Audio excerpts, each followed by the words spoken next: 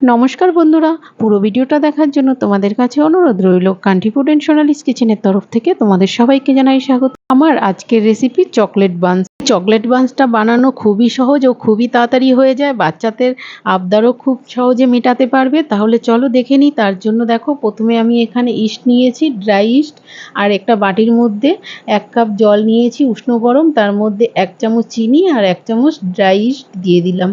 দিয়ে ইস্টটাকে আর চিনিটাকে 1 মিনিটের মতন একটু চামচ দিয়ে নেড়েচেড়ে গুলিয়ে নিচ্ছি। গুলিয়ে ঢাকনা দিয়ে ঢেকে রেখে দেবো 10 মিনিটের জন্য। ততক্ষণে ইস্টটা রেডি হয়ে যাবে। এইদিকে দেখো, আমি একটা বয়েল নিয়েছি, তাতে ছোট কাপের 1.5 কাপ ময়দা নিলাম আর স্বাদ মতন লবণ দিয়ে একটু মিশিয়ে নিলাম।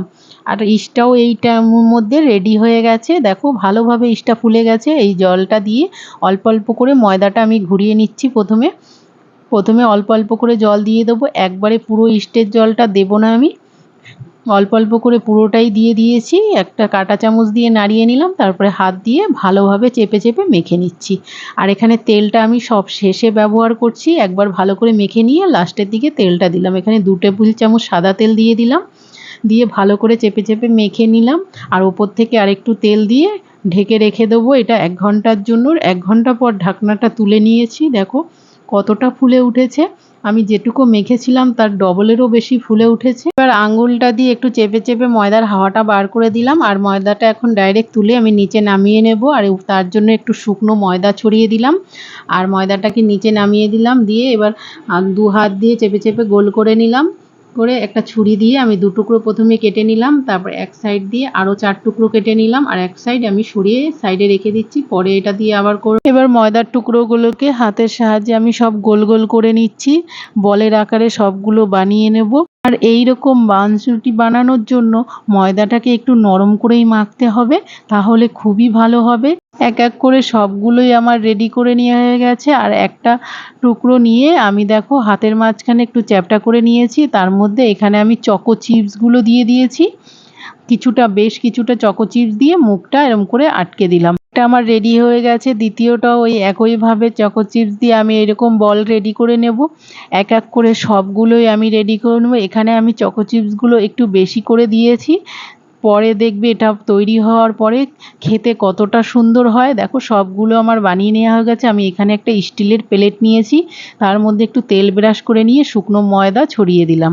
আর এক একটা করে ময়দার বলগুলোকে আমি সব চারিপাশে সাজিয়ে দিলাম। দেখো মাঝখানে একটা দিলাম আর চারিপাশে সাজিয়ে দিলাম। একটু সাইডে ফাঁকা ফাঁকা রেখে দিলাম। যখন ফুলে উঠবে পুরোটা দেখবে থালাটা ভরে যাবে। আর এই ঢেকে রেখে দিলাম প্লেটটাকে আমি 10 মিনিটের জন্য একটা সাদা কাপড় দিয়ে। আর এদিকে দেখো কুসুম নিয়েছি, এখানে ডিমের আমি সাদা অংশটা নিয়ে নিই, তার মধ্যে সামান্য একটু চিনি দিয়ে ফেটিয়ে নিলাম। বলসগুলোর উপর থেকে সাদা কাপড়টা তুলে নিয়ে দেখো কুসুমের এই অংশটা দিয়ে আমি উপর থেকে ব্রাশ করে দিচ্ছি।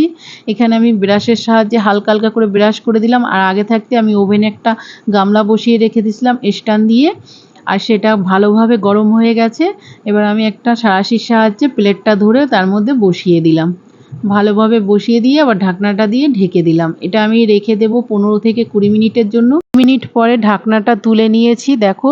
আর প্লেটটাও আমি নামিয়ে নিলাম সাঁড়াশি দিয়ে। এখনও খুবই গরম রয়েছে, এটা ঠান্ডা হয়নি। দেখো কতটা সুন্দর হয়েছে।